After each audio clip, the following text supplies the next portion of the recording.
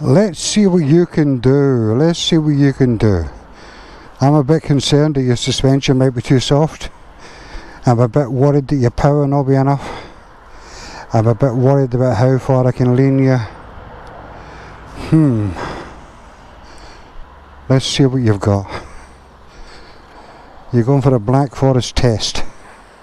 The old Black Forest test.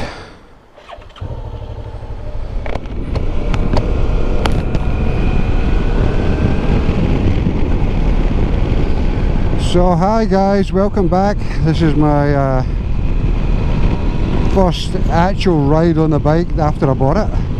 Well, apart from picking it up, I'm very much still getting acclimatised to it. This is the first time I've took it through corners, really. So I'm a little bit tentative, as you can tell. I'm not exactly full of confidence at the moment with it. How it handles, corner wise, rubber wise. I think this has got 20/80 tyres on it, is that what I call it? 20% off-road, 80% on-road. So, I know nothing about this stuff, it's a totally dark science to me. Tell me something, if any of you know, I expect you will know, how much compromised are the tyres by being 20% off-road in mind? 20/80s, how much does that take off of the tyre on the road? Anything? I'm just curious, I want to know. Am I supposed to adjust my riding style because of it? You know what I mean? Should I expect to lean less or more? Well, probably less. And for you V Strom owners, tell me what's the situation with the ground clearance here? I'm very aware that my feet are a bit lower here. But saying that, the phaser was quite low on the pegs as well, so I am really quite enjoying it. I really am. You know what it's like. You're kind of a bit wary of it, ain't you? Why are you moving so easily? You know, this kind of thing. How much ground clearance have I got? How much can I trust these tyres? But I must say, I've actually got a psychological effect of this end can. It's just a standard can. And it's very quiet. Well, it's a lot quieter than the race can that I had on the phaser, and I'm actually I quite like it. I quite like being a little bit more inconspicuous, you know. And same with the bike's inconspicuous. It's kind of touring bike, adventure bike. It's kind of not going to stand out as a hooligan tail, you know.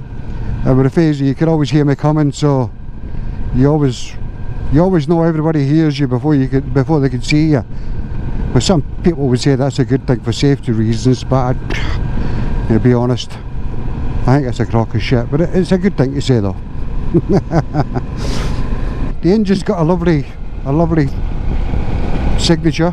Just that whole V thing, that V twin thing, whatever it is, it's just lovely, you know.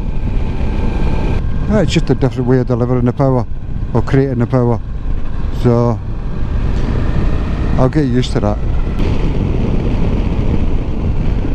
Third gear and fourth gear are just monstrous with torque. Okay.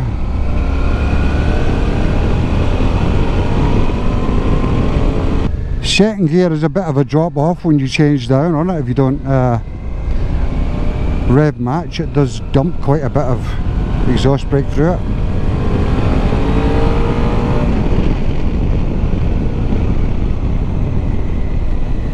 As I say, be gentle with me, I'm just still trying to get my head round how much the corners are doable with this thing. But I have to say, it's a lovely ride. It really tracks lovely. Look at that, it's nice. I'm quite impressed. I've got to say, I mean, it's not a review video, but I can't help talking about the thing. I've just got it. It's a new experience. It's a nice ride. It really is. Everything about it. You know, it's not snatchy, really. It's not snatchy at all. It's very smooth. The power's there. It doesn't sound like a maniac when you use the power either. See, I mean, second gear is quite a bit of a drop off. I think I'll just start. Now this is where I'm getting worried about the foot pegs. They're not that far away. Anyway, come on.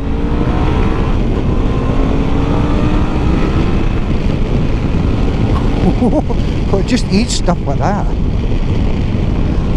Those little bursts of acceleration are just awesome.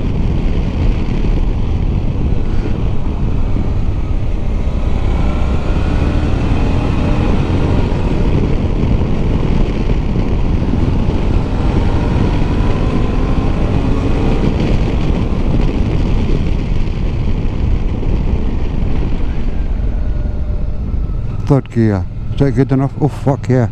That leans! Did you see that lean there? Oh my god.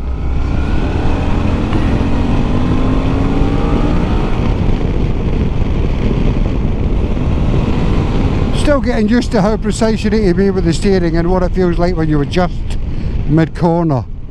I don't want to be too committed in them because I don't want to shit myself. Somebody's coming the other way. I'm looking for a bit of space.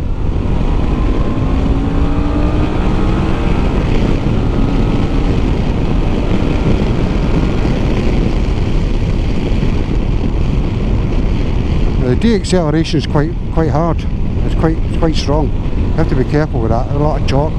For a 650, there's a lot of torque there.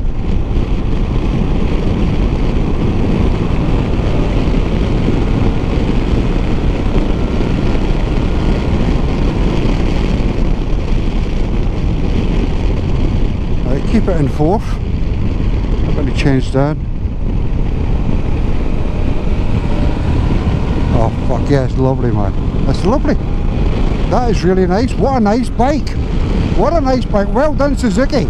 Is that what all the fussy's been about over the years? Everybody talking about V Stroms. Oh, I'm really quite impressed. I'm really quite impressed. Wow.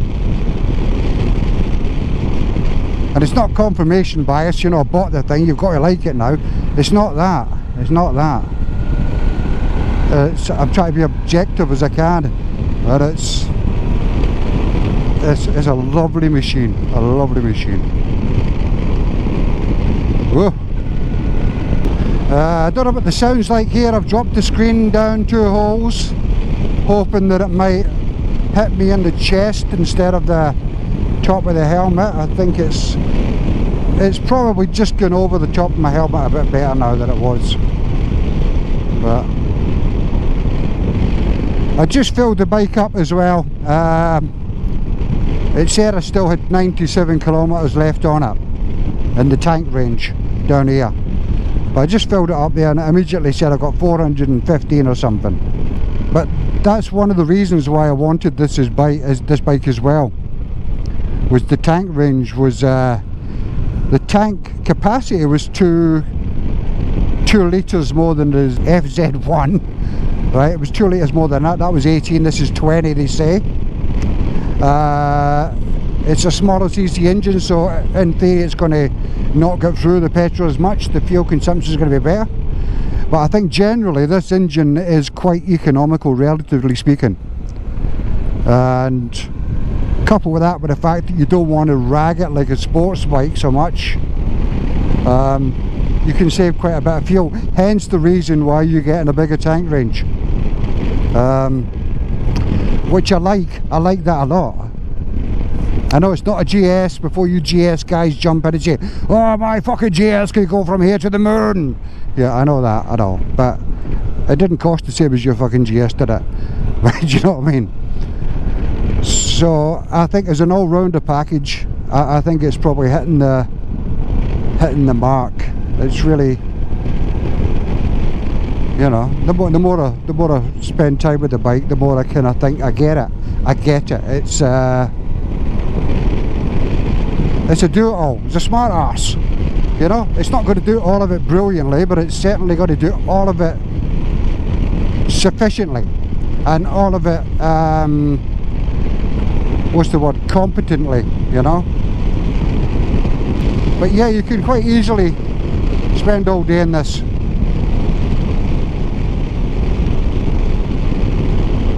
Yeah, so why did I go for it? That's the question that I could answer. Not that anybody wants to know, but the reason why I wanted to go for this was, well, I always had a look at V Stroms as an all-rounder, not the old shape ones, which the one before this I mean. I thought they were quite ugly, to be honest. The one with the two analogues, I didn't like the look of them. They just didn't do anything for me.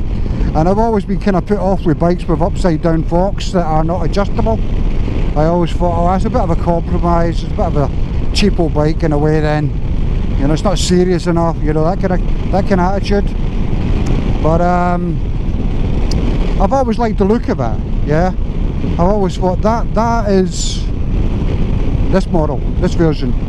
That looks like a good do-it-all. It looks the part, you know. But I just wanted something that was different. I didn't want to go sports bike. I didn't want another naked upright. I didn't want to go full-on adventure asshole.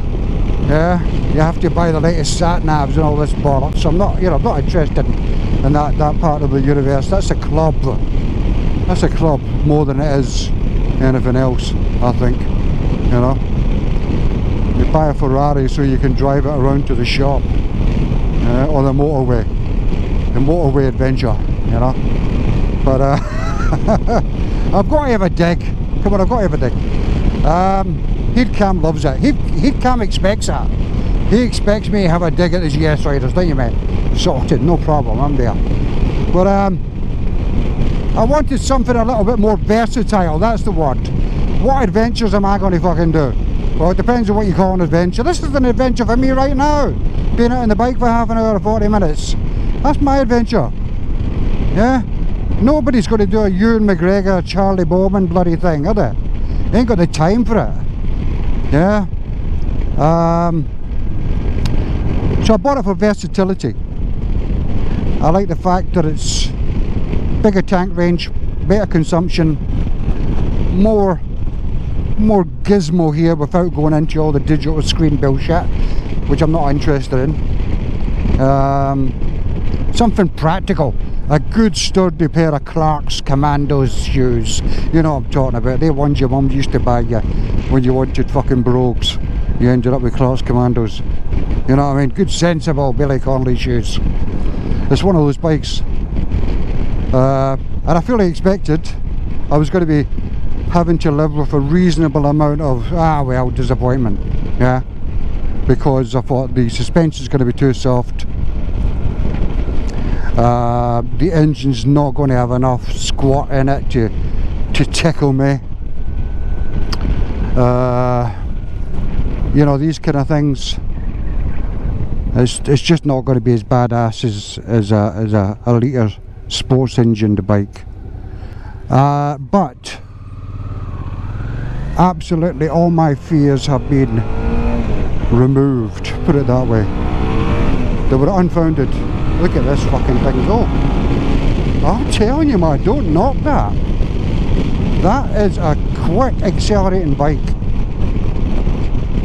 There's enough there to get into trouble, and there's enough there to get out of trouble, okay? Don't worry about that, man. There's plenty on this. I've just come off a phaser, 150 brake horsepower. Yeah, you know what I'm saying? This thing is still cuts a bit of acceleration. There's nothing wrong with this at all. And I'm not a moderate guy, I want full on all the time. But this thing is, this thing's got enough power, that's what I'm saying.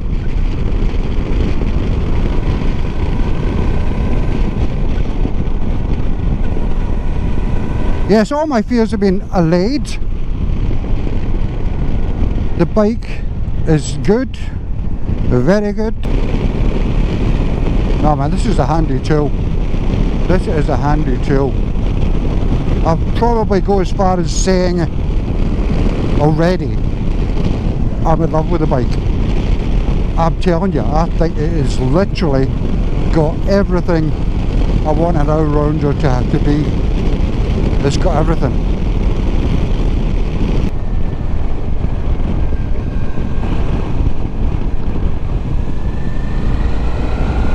Oh yeah, plenty. Actually, I want to say something. The power and the accessibility of the power is way more practical than a phaser. Way more. You know, this has got, that's what torque is, I guess, huh? You give it that and it's on the money already. For somebody who's having any thoughts about getting a bloody, what do we call it, a DL650 V Strom, don't be shy. Don't be shy. You got to test one, test it, and I think you'll be blown away. I think you'll be blown away. It's a wonderful bike. Wonderful bike. You can tell that right away. Within half an hour ride it, you're thinking, yes, this is a great bike. Guys, I think I'm in love. I'm not joking. This bike has blown me away this morning. It's blown me away. Oh man, how can it handle like that? I don't understand it. I don't understand why it handles so well. Unbelievable. Unbelievable.